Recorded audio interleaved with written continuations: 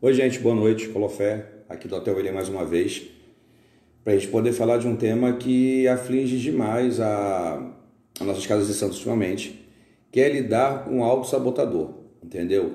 É lidar com aquela pessoa que é a primeira a contribuir para o seu insucesso. Quando você for falar de autossabotagem, a gente tem que entender primordialmente que o ser humano ele não entendeu que o pior inimigo que ele pode ter é ele mesmo. Por que eu falo que o pior inimigo que o ser humano pode ter é ele mesmo? Porque dentro de um fator de penalização, o ser humano ele vai sempre encontrar a ferramenta necessária para o seu auto-boicote. É muito normal que a gente possa entender que as pessoas que estão ligadas a esse fator de vida, elas não são pessoas ruins. Boa noite, Paulo. Colofé, tudo bom? Colofé, Jana, Colofé, Flavinho. As pessoas que estão incluídas nesse fator da autossabotagem, que se sabotam diariamente, elas não são pessoas de má índole, pelo contrário, são pessoas extremamente agradáveis, inteligentes, práticas. Porém, o que acontece? Como funciona o processo de autossabotagem? Essa pessoa ela consegue induzir a uma série de pessoas sobre suas necessidades e vontades. Então, ela reúne um grupo e aquele grupo começa a endossar as suas vontades, endossar as suas necessidades, e quando chega ao fator de resolução, de abraçar, ela inventa uma desculpa e ela consegue fugir. Entendeu? Colofé, é muito engraçado que a autoestima é um dos fatores mais providenciais nesse momento.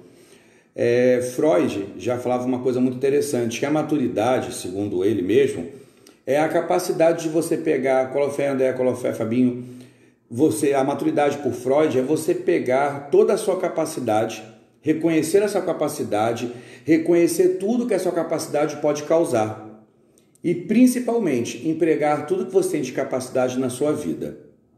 A gente faz uma comparação isso ao banho. Vocês já viram que a maioria das pessoas que vão entrar para banho, eles entram para banho e começam a cantar. O porquê? O banho é um momento de higienização.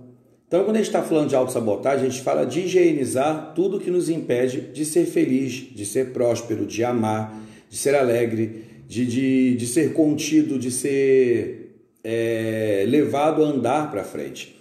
É muito engraçado que todo mundo que está dentro desse processo de autossabotagem, em geral, eles usam da reclamação. Há uma comparação muito interessante com o estado de confortabilidade daquela pessoa como de uma pessoa que está dentro do útero da mãe.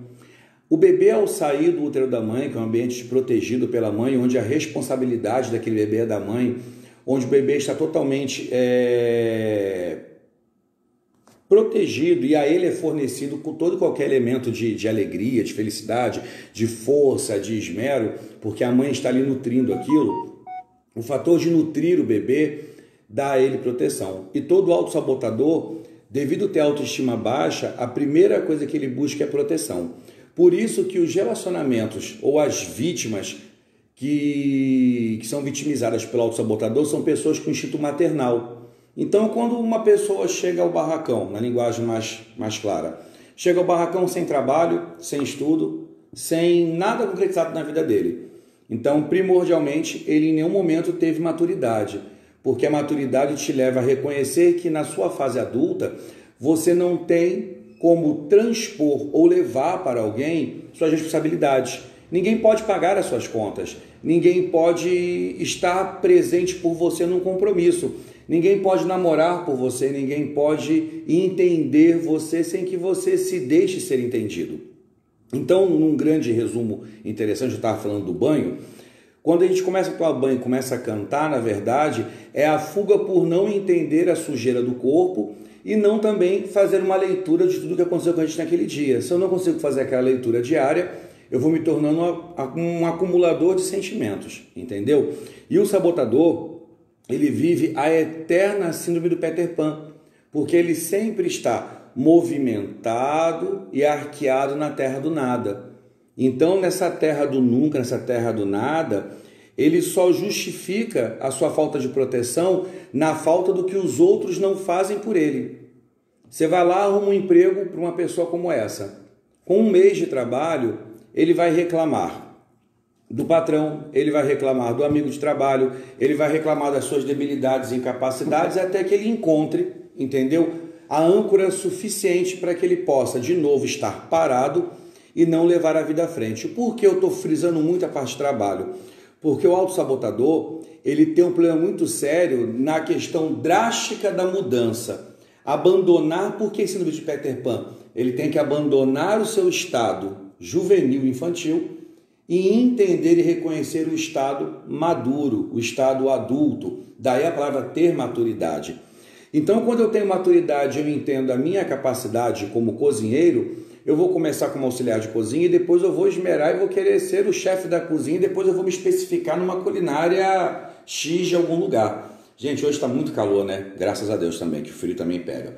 Então, quando a gente fala do autossabotador, a gente fala da maior inimizade que o ser humano possa ter com ele, que na grande verdade é depender de outro e que esse outro, além da sua dependência, possa dar ao sabotador, possa dar àquela pessoa com dificuldade e maturidade tudo que ele necessita.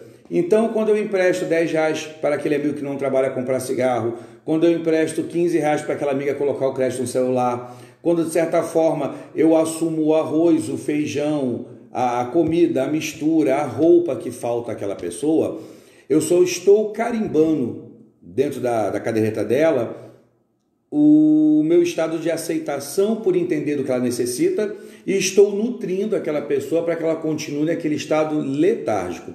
É muito engraçado porque para que você se liberte desse estado de autossabotagem, porque isso vai do profissional ao emocional, os sabotadores, quando eles são emocionais, eles começam a namorar e eles começam a conhecer e eles se doam rapidamente no namoro, porque eles buscam ali o toque, o sexo, a proteção, porque tudo que for envolto a ele, tudo que envolver o sabotador, que gerar proteção e gerar estima de carinho para ele, ele vai abraçar, porque a ele, o sabotador, né, falta coragem, sempre vai faltar coragem, sempre vai ter que ser responsabilizado o outro pelos sentimentos e esforços que ele não teve, entendeu? E é engraçado porque o sabotador, quando ele encontra um relacionamento que vai puxá-lo para a realidade, uma pessoa que hoje namora, aí vai lá, paga um milkshake, no outro dia fala, poxa, a gente podia sair, mas eu tenho só R$10 para o cinema. O sabotador ele vai encerrar aquele relacionamento, porque aquela pessoa nada mais é que um primeiro degrau para a maturidade. Porque se você me dá prazer ao estar ao meu lado, minimamente eu vou querer presenteá-lo por esse prazer. É um chocolate, é uma roupa, é doar ao outro, é sinal que você já está satisfeito para com você. Então você pode dividir. Colofé, Rafa, é um assunto complicado, cara. E um assunto muito minucioso, cheio de N pautas, cheio de saber que tem que saber como falar para não criar limites nem tabus. Então a gente volta para a ideia inicial. Quando a gente fala de autossabotagem, a gente fala da pessoa que tem a dificuldade de sair da fase infantil para a fase madura. Colofé, Ju, onde isso acontece no dia a dia da gente? Em casais que são separados ou em casais que precisam trabalhar e deixam seus filhos com os avós para cuidar, é o primeiro ninho da autossabotagem, porque a criança ela cria as ferramentas de consequência dela quando criança. E essas ferramentas são levadas para a fase adulta, como justificativa. Porque o autossabotador ele precisa, Colofé Leonardo, sempre da recíproca, sempre do carinho. Gente, eu vou deixar de dar o Colofé agora um pouquinho, senão eu não consigo acompanhar vocês e acompanhar a minha linha de raciocínio. Depois eu mando beijo a todo mundo para a gente poder ficar concentrado no que eu preciso falar para vocês. Então vamos lá. O bebezinho é deixado com a avó. E a avó, quando ela olha para a mãe, olha para o pai daquele bebê, e eles têm que trabalhar para sustentar o bebê, a primeira coisa que a avó pensa, ao invés de pensar que o pai e a mãe estão sustentando, ou aquela mãe solteira ou o pai solteiro estão sustentando, primordialmente, ela começa a pensar na incapacidade que aquela mãe ou pai teve de cuidar do filho. E o penalizar, porque o idoso, ele adora, a avó, o avô, ele adora a presença do neto, porque ele pode curtir com o neto que ele não curtiu com o filho. Mas também ele penaliza os filhos, pela questão dos filhos não poderem cuidar do neto. E aí a avó e o avô começam a mimar, começam a nutrir, começam a colocar pequenos depósitos de alegria, depósitos de favores, depósitos de carinhos, para compensar aquela criança pela falta do pai e da mãe. Bem, quando a criança cresce, ela já vai crescer com um sentimento e uma ferramenta de abandono. Se eu sou abandonado, você sempre me deve uma satisfação. E é muito complicado toda essa questão, gente, porque a gente tem que começar desde cedo a identificar as formas dessa nossa loucura interna. A gente tem que identificar as formas do nosso boicote. A gente tem que analisar os nossos padrões de comportamento, de emoção, porque sentimento é uma coisa, emoção é outra, entendeu? A gente tem que organizar a nossa vida, desde arrumar um armário até organizar o nosso dia em procedimentos de compromisso e tudo mais. A gente tem que ficar alerta contra a autossabotagem. Já quando a gente está dentro do barracão, a gente começa a observar aquele filho, aquele amigo com excesso de dores de cabeça, com sintomas de gripe que nunca passam. O sabotador ele tem uma facilidade muito grandiosa de entender as doenças e de transformar aquelas doenças numa âncora, porque estando ancorado ele não tem que se movimentar. Então, em sua maioria, os sabotadores, eles justificam o desemprego ou o desânimo ou o desinteresse dentro da doença. Por quê? Dentro da doença ele vai ter um sistema de vantagens, um sistema vantajoso que vai levá-lo, entendeu? A se tornar uma pessoa que muito mais reclama do que age. E quando ele for colocado para a atitude, automaticamente a doença é a âncora, a defesa, e quando ela não for entendida, você tentar impulsionar o sabotador, dizendo que aquela doença pode ser curada, ou dando a ele exemplos como, olha, eu tenho um amigo que é deficiente, cadeirante, que trabalha na telefone, com teleatendimento, eu tenho um outro amigo que é surdo-mudo, mas que ele trabalha com algum tipo de trabalho. Quando você começa a dizer ao sabotador que existem motivos de pessoas mais debilitadas que ele que trabalham, e ele discutir com você sobre a doença, ele não achar motivo para discussão e para defesa, ele vai começar a se penalizar no sentimento do abandono. E a penalização é uma ferramenta elaborada, como eu falei, desde a infância. Por quê? Quando você é criança e você está doente ou com febre, entendeu? Colofé, Wesley, tudo bom, meu amor? Benção.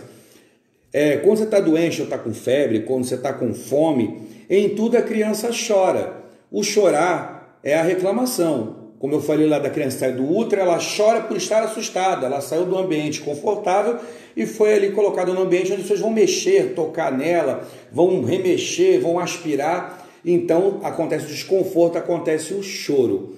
Então, quando criança eu choro, eu estou dodói, eu estou com febre, eu estou com fome, e a mãe ou o pai vai lá e sustenta aquela fome. Vai lá e dá aquele remedinho. Se a mãe não souber dar aquele remédio, mas também estimular a criança a reação daquela doença vai se tornar uma ferramenta para que a criança não tenha esforços e para que ela tenha uma ferramenta para lutar contra a mãe, entendeu? Quando ela almejar aquele mesmo sentimento. É interessante que o sabotador, quando ele procura uma força base de ajuda, ele sempre vai se assemelhar aos imaturos. E o que a gente acha de maturidade hoje na molecada aí de 15 a 23 anos? A tendência à vida noturna, porque o sabotador ele tem que demonstrar resistência a seguir um padrão de vida adulto. Então, as irresponsabilidades são os fatores mais carimbados pelos autossabotadores. Então, o que acontece? Dentro de um gatilho, entendeu? Dentro de um start, ele vai, primeiro, resistência ao tempo e à medida de espaços de tempo. Porque o sabotador, ele acredita que ele tem muito tempo pela frente, então ele pode sempre tardiar. Tardiar um estudo, segunda-feira eu começo uma dieta, na terça-feira eu começo a procurar um emprego, na quarta eu vou no posto de saúde. Então, ele vai primeiro a resistência de espaço e tempo. Depois a resistência ao sono, porque dormir para o sabotador nada mais é que ter um limite. Então o sono já é um limite. Agora, quando esse sono é excessivo para o sabotador na parte da manhã, é um limite que ele está impondo. Quando ele tem que dormir cedo, é um limite que ele foi imposto a ele dormir cedo. Sequencialmente, depois dos limites, ele vai tentar provocar a aceitação dele para aquela sociedade, aquele gueto.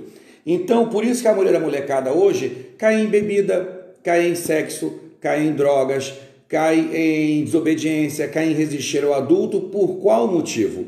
Porque não é a questão de resistir por agressividade ou malcriação, é porque ele está se assemelhando a todos aqueles que ele almeja ser como ele pretende ser. A imaturidade é dormir tarde, é beber fora de hora, é não ter compromisso, é não estudar, é não saber o seu limite, entendeu? É não procurar na sua maturidade as qualidades elaboradas para você ser um ótimo ser humano. E é interessante que essas pessoas, quando eu falei da vitimização, elas se colocam na vitimização, mas também elas tornam outras pessoas como vítimas. Quando um adolescente desse, um jovem, chega no barracão de candomblé, ele sempre vai encontrar aquela mulher mais velha, aquela mulher também que sofreu o abandono dos filhos. Então, o autossabotador, ele sempre necessita de uma presença paternal-maternal, porque a insegurança, o gatilho do medo, o grande medo, que é o medo de assumir a vida adulta, porque também ele não sofre contrariedade. O sabotador, ele é anormativo, ele não consegue passar pelas normatividades normais, que é acordar, tomar banho, comer, trabalhar, ganhar, perder, comprar, quebrar. Toda essa reunião de sentimentos e atitudes dá a ele uma vulnerabilidade de medo. O sabotador nunca quer ser vulnerável. Ele quer estar contido, ele quer ser alegre, ele quer ser festivo, ele quer aproveitar. Porém, como eu falei, na sua vida adulta, todo aproveitamento tem uma compensação de responsabilidade. Mas ele não quer ter a responsabilidade, mas também ele não é um doente. Ele é uma pessoa que não tem um bloqueador orgânico dessa fase juvenil. Tem uma outra fala que Freud diz que eu só me torno adulto quando eu mato a criança dentro de mim. Porém, essa frase já foi contestada, tem dois significados. Eu posso matar a criança quando ela é excessiva, quando ela é chorona, porque a criança ela está num sistema de vida tutelada. Ela precisa de uma tutela, precisa de alguém que responda por ela, porque ela não é responsável pelos seus atos. Porém, quando Freud diz que eu sou adulto quando eu mato essa criança, a gente toma cuidado com essa frase, porque eu posso matar a criança irresponsável, mas eu não posso matar a criança da felicidade, a criança que vai ter esperança. Então, o sabotador ele fica nessa balança entre matar o que me agrada, mas também precisar matar a esperança, porque a esperança é uma conduta de vida à frente. Quando a gente vai falar sobre cura, quando a gente vai falar sobre a cura da sua autossabotagem, o que te impede de ser feliz, o que te impede do seu crescimento, a gente tem que falar da resiliência, a necessidade de resistir e de existir perante toda a vida. Reconhecer com sabedoria, entendeu? E reconhecer as referências de uma doença do sabotador são interessantes, porque você começa a dizer a ele que as desculpas que ele tem já não cabem mais a você. É duro dizer que o principal fator de atitude que você tem que ter com o sabotador é cortar tudo que alimenta a sua expectativa de vida. Na verdade, é cortar os suprimentos. Então, mães e pais, zeladores e zeladoras, irmãos, primos, amigos, tomem cuidado, porque ao cortar o suprimento de um sabotador, ele vai provocar uma penalização. Porque no circuito do sabotador, ele começa no medo, porque ele tem medo de enfrentar a vida adulta. Depois ele cai para a perca, porque quando ele tem medo, ele sofre uma perca. Ele está sofrendo uma perca de trabalho, prosperidade, autonomia, liberdade, porque ter vida é arcar com essa vida. Porém, quando ele sofre a perca e ele tem medo, automaticamente ele se culpa. Quando ele se culpa quando ele perdeu a chance de ter um dinheiro na mão para ir ao cinema, de passear, de comer, de pagar uma conta. Aí ele se penaliza e culpa ao próximo. Você não me ajudou, você não fez, você não me estimulou, você não me lembrou. Porém, quando você o situa que você o lembrou, ele vai cair na pior das hipóteses da reação desse ciclo da autossabotagem, que é o sarcasmo. Ele vai debochar de outros, ele vai buscar o defeito de outros, ou ele vai se tornar tão sarcástico ou tão hilário que ele vai tornar a sua vida como um deboche pleno. Aí é onde o sabotador ele tem a facilidade de buscar a tão famosa ruína, que é o cume da autossabotagem. Então, ou o corpo vai adoecer de uma forma tal que ele não consegue se resgatar mais, ou ele vai buscar indícios de depressão, vai deixar seu corpo depressivo, ou ele vai começar a se desleixar para perder a visibilidade da pessoa que ele é, ou de uma certa forma ele vai dar insinuações sobre suicídio, insinuações sobre morte. Mas nenhuma dessas insinuações que são ligadas ao campo da depressão estão atreladas ao autossabotador. Ele, quando ele não encontrar mais nada, no sarcasmo, ele vai fazer uma inversão da vida, se colocando não mais como dependente, mas como penalizado e buscando de você o medo. Aí ele começa a fazer o caminho contrário. Do sarcasmo ele volta à culpa, culpando você, da culpa ele volta ao medo, porque ele está sofrendo por dentro, ele perdeu de você uma ajuda, e voltando ao medo, ele vai criar o medo em você. Então é muito importante que a gente diga ao sabotador as seguintes frases: você tem que se aceitar como você é, você tem que se gostar como você é, você tem que entender que para você ter melhorias e intensificações como dinheiro, você tem que trabalhar. Se você quer ter amor, você tem que ter recíproca. Se você quer ter descaso, você vai ter marginalidade. Se você quiser ter marginalidade, você não está composto no meu gueto. Então é muito duro você lidar com o sabotador, porque ainda mais para o zelador de santo, é diariamente um exercício complicado de desculpas, de infelicidades, de tristezas, de sofrimentos. O sabotador, a primeira frase que ele tem é: nossa, eu estava trabalhando, nossa, eu estava estudando, nossa, eu fiz isso, nossa, eu fiz aquilo. Mas o sabotador é uma pessoa redonda. Se você conhece um sabotador hoje, daqui a um ano ele é a mesma pessoa. Como você identifica um sabotador próximo a você, um autossabotador? Ele tem o mesmo papo, a mesma brincadeira, a mesma prestação de serviço, o mesmo comportamento, as mesmas lamúrias, as mesmas exclamações. A dificuldade gigantesca de reconhecer as suas inqualidades e o seu descompromisso. E a facilidade intensa de buscar nesses seres, como eu falei no começo, paternais e maternais, mesmo na mesma idade, o compenso da sua vida.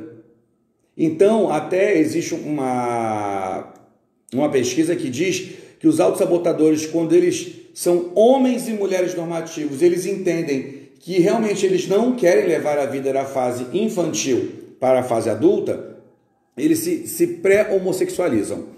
Mulheres se tornam lésbicas para serem sustentadas. Homens se tornam gays para serem sustentados. Porque a dor de trabalhar, o medo de trabalhar, o medo de se ancorar na própria vida, o medo de levar a vida consigo é tão grandiosa que às vezes eles deixam de lado algumas vontades até de funções orgânicas e passam, entre aspas, a sobreviver num submundo. Porque naquele submundo eles vão ter algo a ofertar. No caso desses relacionamentos de pré-homossexualização, eles ofertam a sexualidade como pagamento. Só que eles se esquecem que em todo relacionamento, tudo é 1000 flores ao começo, 500 flores no meio, 0 flor ao final. Então, quando aquele ajudador paternal, maternal, começa a fazer cobranças do tipo: arrume a casa, lave a roupa, vá comprar o pão, leve o cachorro para passear, ele começa a entrar em crise, porque ele já faliu como pessoa, ele já faliu como ser hétero, e ele está falindo de novo como golpista. Porque o grande problema do sabotador é que a visão que ele tem por ele é como se ele fosse um grande impostor. Ele é um impostor, ele ocupa o papel de impostor na história da sua vida. Então, diariamente, ele tem a noção do seu sofrimento e da sua dor, e esse sofrimento e essa dor o levam a entender que ele precisa que alguém abrace essa dor. Uma coisa muito comum do sabotador, é incrível isso, a atitude dele infantil.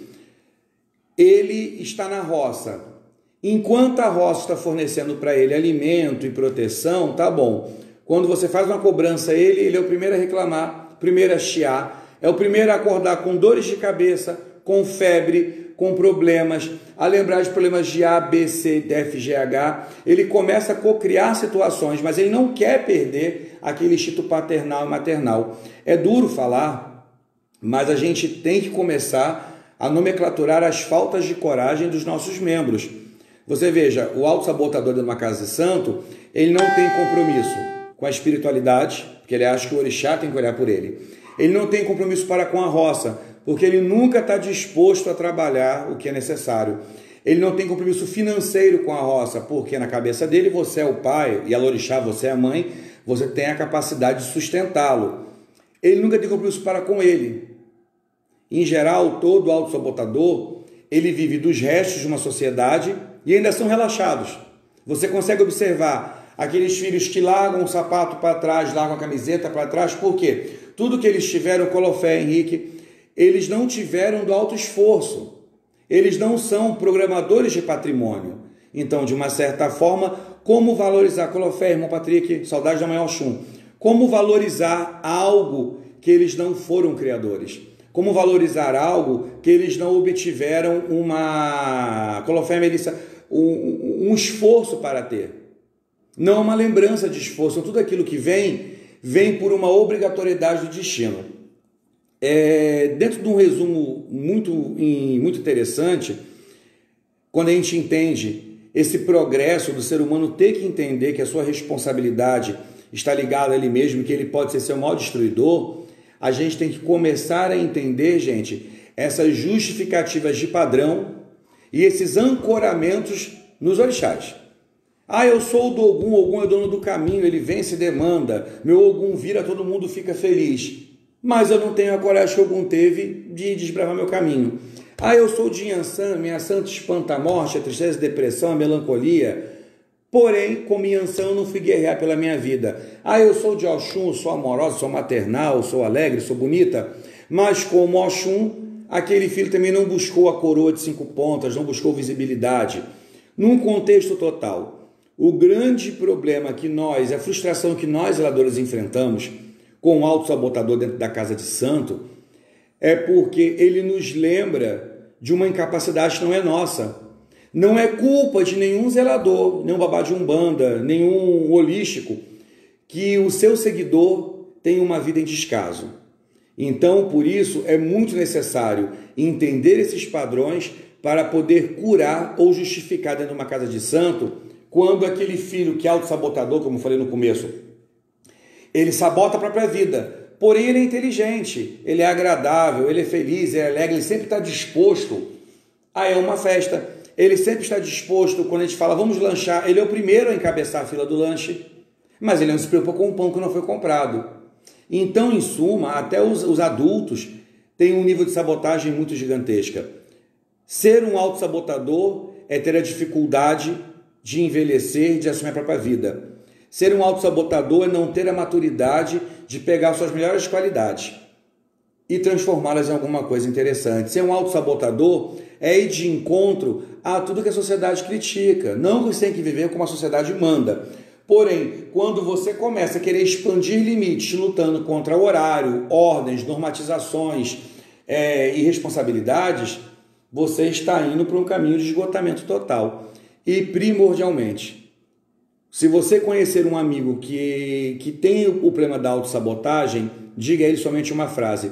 O que você faria, João ou Maria, se não houvesse sua tia para o alimento, sua avó para a roupa, seu zelador para lhe acondicionar os momentos de dificuldade, um primo que vai lhe dar o cigarro, outro dar o crédito do celular? O que você faria?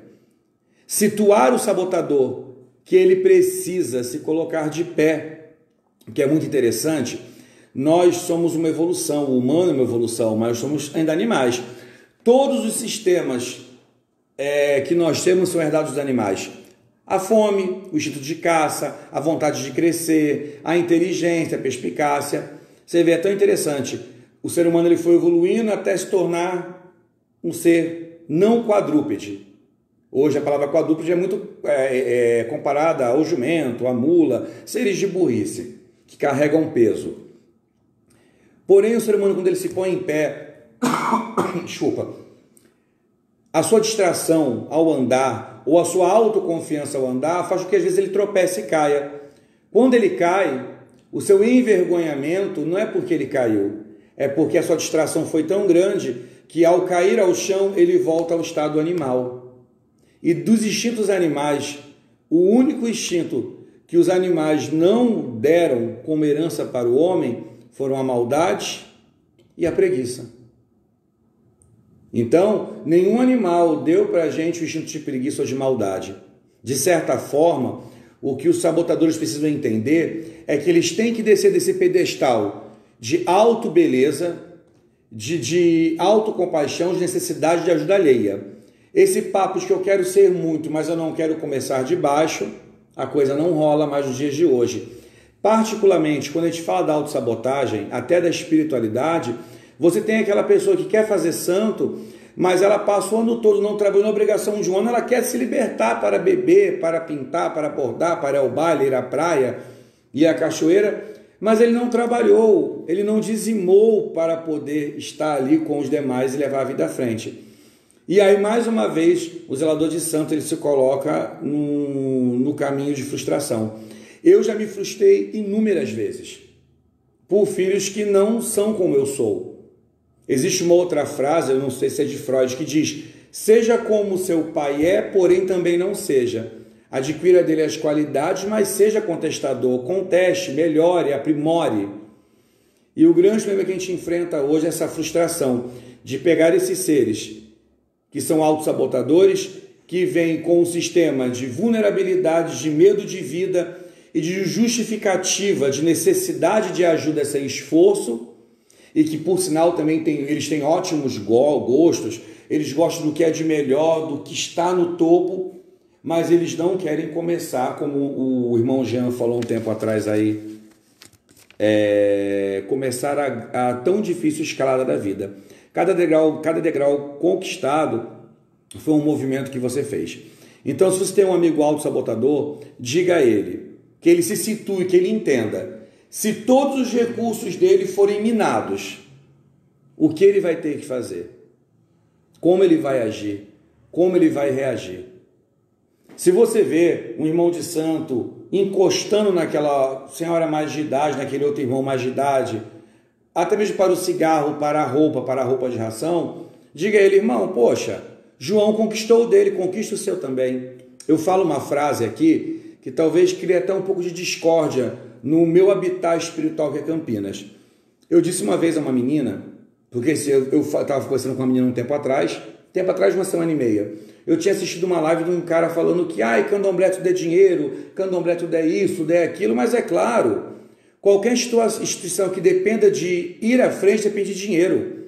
Tudo é dinheiro. Colofé, Maciel, tudo bom, querido? Então, o não compromisso financeiro já é uma falta de caráter. Eu, como filho, tenho obrigatoriedade. Tenho 10 reais, já precisa de 8, eu tenho que arrumar 12. 4 para mim e 10 para ela, para que sobre. Restituir aquilo que me deu. E essa mulher conversando comigo: então o cara tomou obrigação, porque meu orixá está me castigando. Gente, orixá não mata ninguém por obrigação. Nós andamos embaixo da lei do orixá. O orixá nos resgatou, porque a gente já teria uma vida ruim. Então eu estou aqui. Qualquer filho que sai debaixo da mão do pai, ele vai sofrer consequências ali fora. E ela dizendo que já tomou obrigação, mas ela queria ter uma roupa, por sinal era de Oxum essa pessoa, uma roupa glamurosa, um adê de cristais e aramados, e um piriri, um pororó, um pururu. Só que essa criatura não trabalha. Essa criatura, ela está correndo lista para realizar um sonho de obrigação. Eu já a conheço há 6 anos, e ela não trabalha, ela não se move. Mas ela vai ter uma obrigação bonita, porque ela vai tocar na compaixão daquele irmão que se esforçou para comprar o seu adeiro e falar: tadinha, ela precisa ter o dela. É um grande erro nosso, esse espírito maternal e paternal. A gente alimenta o sabotador. Mas voltando à ideia original, que eu estava falando, até me esqueci. Eu vi essa live sobre a questão do dinheiro, e hoje em dia o que você mais encontra são pessoas que justificam a felicidade pela necessidade do que o outro tem, sem se importar no que o outro fez para poder chegar ali. E em geral, Colofé Sul, tudo bom, querida? Em geral, ninguém chegou a lugar nenhum, de forma nenhuma. Aí voltando também a falar desse zelador que estava falando sobre dinheiro. Nenhum profissional que se formou, gente, se formou a mercê de nada. Eu hoje, para estar aqui fazendo a live, eu tive que comprar um celular, eu tenho que pagar uma internet, eu tenho que ter os compromissos com a minha vida pessoal, profissional, porque eu não posso tirar muito dinheiro para muita coisa que eu mesmo possa fazer. Eu creio como economia. Eu cresci responsabilizado do cuidar da minha roupa, do cuidar das minhas coisas, de ajudar meu esposo no canil dele, do cuidar da minha casa, mas sou enjoado com isso. Então, hoje eu posso me dar o luxo, talvez, de estar aqui nesse horário parado, não estar voltando de um trabalho de ônibus apertado ou pegando um trânsito ruim, até porque eu já fiz muito isso dos meus 15 até meus 28, 29 anos de idade, eu sempre trabalhei. E deixei de trabalhar CLT quando o barracão me consumiu. Então, gente, para a gente poder fechar o contexto todo, que é tanta informação que até mesmo eu já me perdi. Na questão do autossabotador ao seu redor, certifique a ele a necessidade que ele tem de entender que se os recursos forem retirados dele, para que lado que ele vai. Não tenha medo de dizer ao autossabotador que muitas das suas dores e doenças e infelicidades são somente uma bagagem vazia. Sinalize para ele se ele não está vivendo na terra do Peter Pan. Ele nunca envelhece, mas ele nunca sai daquele covil. Quando ele reclamar, lembre a ele que ele está reclamando do quê?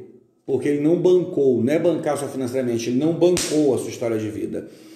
Quando você se reunir em um grupo para poder sair e aquele sabotador resolver se encabeçar para sair junto, pense com o coração. Eu postei uma figura, esse que eu estava emendando, me perdi, lembrei disso agora, que fala que um olhar de misericórdia, ele muda muita coisa, mas eu tenho que ter misericórdia, um olhar de misericórdia, facilitar a vida de uma pessoa que talvez dependa de facilitação, não daquele que nada está fazendo. Um sabotador, ele vai chegar na sua fase adulta e ele vai encontrar o caminho da facilidade de uma forma tão complicada que ele talvez sinta-se insinuado a enganar. Quando ele não puder ter mais de graça o que ele tem, ele vai trocar, como eu falei da sexualidade. Quando ele não puder mais trocar, ele vai entrar no estado inebriante de apagar a sua visão pelo que ele não tem. E quando ele vê que ele não pode ter, ele vai começar a se auto-ameaçar, dizendo aos amigos, aos parentes, ao zelador, que ele vai se matar, ele vai se cortar, ele vai fazer acontecer. E ele vai tentar penalizar o zelador. E transformar isso numa transferência de responsabilidade. Portanto, se você realmente tem maturidade, compromisso e responsabilidade, seja o primeiro a não alimentar o sabotador. Dói muito você dizer que você vai tirar uma pessoa do seu convívio. Eu estava falando com as boas da minha casa agora, como é frustrante você ver um filho de santo mentir na sua cara e você ter que não bater de frente, porque não vai valer a pena. Ele está tão inebriado da mentira dele, ele vem tão construído sobre uma história de infelicidade, que tudo que ele possa fazer para gerar sua felicidade, ele vai de encontro a isso. Então, essa frustração é uma coisa que eu resolvi não ter mais na minha vida. Eu não alimento mais ninguém com desesperança. Eu também não alimento ninguém com esperança extrema. É sim, sim e não, não. Mas vai doer ao coração de João e Maria ouvir que ele está assim porque ele procurou. Sim, mas é melhor que doa uma vez do que ele fazer outros doerem, porque quando esses sabotadores eles tomam a vida dos outros, eles transformam esse estado vegetativo existe um nome, não é simbiose não, oh meu Deus, que fala muito do carrapato, de alguns seres que ficam ali sugando a vida do outro, sugando vantagem dos outros. Se você não disser ao sabotador que ele é uma pessoa desse estilo, ele para sempre vai achar que existe a sua obrigatoriedade para com ajuda com ele. E como eu falei, e querendo ou não, por mais que eu entenda o meu esforço, essa sabotagem que alguns filhos de santo fazem com a gente, que é zelador, deixa a gente extremamente frustrado, extremamente infeliz. O grande cuidado é você não perder a percepção para poder oferecer àquele outro o que ele precisa. Porque junto ao sabotador, ao novato que entra na sua casa, vai também entrar aquele trabalhador. E é interessante como as pessoas que se provocam autossabotagem, eles formam grandes clãs e colunhos para, de certa forma, baterem naquele que os incomoda. como eu sempre repito, o sabotador não é desagradável, ele não é mau caráter, ele não é esquisito, ele tem bom gosto. O único problema que ele tem é que ele não consegue se libertar da gestão infantil para a gestão adulta. Ele não consegue ter a maturidade de se assumir. Entendeu? Eu espero que esse pouquinho de coisas que eu tenha buscado para poder... Parasita, obrigado, Paulo. Professor Paulo, inteligentíssimo. Obrigado, querido. É engraçado, Paulo, eu me distraio agora, porque assim, você vai falando, essa brincadeira de bate-papo com vocês, você vai falando e você vai fazendo uma viagem na sua cabeça, porque eu também sou humano, né? Sou carnal. E você vai vendo como você se frustra. É até um movimento muito engraçado agora. Eu estava falando anteriormente sobre a intensidade espiritual do filho na sua casa. Mas se ele é um autossabotador, se você não tomar cuidado, você vai dar, Colofé, Gabriel, você vai dar para esse autossabotador ferramentas para que ele se torne, não apontando, e apontando já, porque eu sou o cara do mesmo, esses zeladores aí do teu marido em 3 dias. Não, estou vendo riqueza para você, faça uma obrigação em 18 dias. E por aí a coisa vai. Entendeu, gente? Eu espero que possa ter contribuído. Minha gratidão é eterna. Hoje eu estou desmontado, sem quieté, sem nada, porque está muito, muito, muito calor. E eu espero que essa sequência de vídeos que a gente está fazendo possa servir de uma certa forma para alertar, ajudar e contribuir. Porque o que eu não desejo para mim, eu não desejo para o outro. É uma das principais qualidades que eu aprendi com o meu santo, sendo um orixá da balança, o dono do equilíbrio, da capacidade. Pelo Guaidé não é bonitinho, ele é o deus da guerra, é o deus da capacidade, herdeiro de outros 2 gênios muito grandiosos, até 3, né? Então, gente, o que eu aprendi o que eu não quero para mim, eu não quero para o outro. O que eu já passei na minha vida, eu não espero que outro zelador passe. É muito duro você, na posição de zelador, pai, falar não, porque nenhum pai gostaria de falar não para o seu filho. É o grande defeito de todo zelador, esse excesso paternal, maternal que nós temos. Porém, o não, ele é o alimento da realidade. Não ter, não existir, não providenciar e, primordialmente, que o sabotador entenda que ele não faz nada. É o principal fator. Fazer com que o outro entenda que se ele não se mexer, ele não vai ter nada. Colofé, até mesmo porque, gente, eu fiz um experimento, quando você tira do sabotador o alimento, a nutrição, entendeu? No caso, se eu fosse um boi, o meu sabotador é um carrapato, como o Paulo colocou, um parasita, se o boi emagrece, aquele carrapato cai e seca. E automaticamente ele tem que andar e caçar outro boi. Então eu fiz uma experiência, entendeu? Cortei algumas vantagens, algumas pessoas ao meu redor se viraram a um tempo e ao contento, mas logo em seguida buscaram motivos para cair de novo. E particularmente, eu estou dizendo até com vocês, porque eu vejo minha conversa pelo Zap, pela live do YouTube, do Facebook com vocês, como uma conversa face a face. Eu não pretendo me remunerar para ajudar de novo. Todo mundo que me conhece sabe que não tem problema nenhum da pessoa chegar na minha casa e eu dar um obi, dar um ebó, porque eu gostaria que o outro tenha a chance que eu tive. Entendeu? Eu fiz santo na famosa misericórdia, a gente tem um trabalho, eu fiz santo dentro da minha casa, carnal. Eu vertei a minha casa para que minha mãe me iniciasse lá. Mas eu não me lembro de nunca ter sido ingrato com essa questão. Tudo que eu obtive do destino, eu, graças a Deus, pude dar aos meus filhos a quem precisa. E hoje em dia é um dos problemas maiores que eu passo, porque todo mundo que me conhece, eu tenho a capacidade de louvar, mas também tenho um pouquinho da desorganização do meu santo, por ser um orixá juvenil, ou também apressado, ansioso. As pessoas te ligam hoje procurando ajuda, e elas não entendem que você tem coisas a fazer. Eu tenho roupa para lavar, gente para atender, conversa para acontecer, gente para ouvir, gente para falar, um pouco de estudo para poder vir para cá e trazer uma coisa interessante para a gente poder debater. A minha exposição, a minha vulnerabilidade a vocês. As pessoas não entendem que eu tenho momentos e tempos. Por quê? Eles estão tão imersos na autossabotagem que eles entendem que se eu tenho algo a oferecer para eles, eu tenho que oferecer aquilo no momento que eles esperam. Então, gente, quem não acompanhou do começo, dá uma olhadinha lá em cima. Quem puder depois, dá um joinha lá no YouTube, entendeu? Compartilhar, é interessante. estimula a gente. Ninguém que faz alguma coisa não faz para não obter sucesso. Então eu espero poder me aprimorar, melhorar e, de uma certa forma, falar tudo sem a pretensão de magoar ninguém. É uma divisão de experiências. O que eu não almejo para mim, eu não almejo para vocês.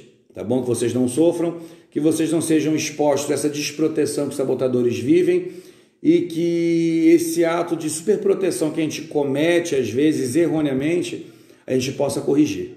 Entendeu? Que a gente possa dar o curativo ao machucado, a palavra àquele que espera ouvir, o ombro para aquele que tem que chorar. Porém, que a gente também dê a ferramenta na mão para trabalhar e que a gente consiga, a duras perdas e a duros ganhos, dizer não que merece ouvir não. Ah, mas ele vai sair da sua casa, ele vai deixar de ser seu filho.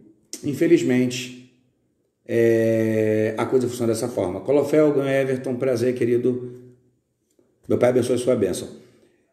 Uma ótima noite a todos vocês.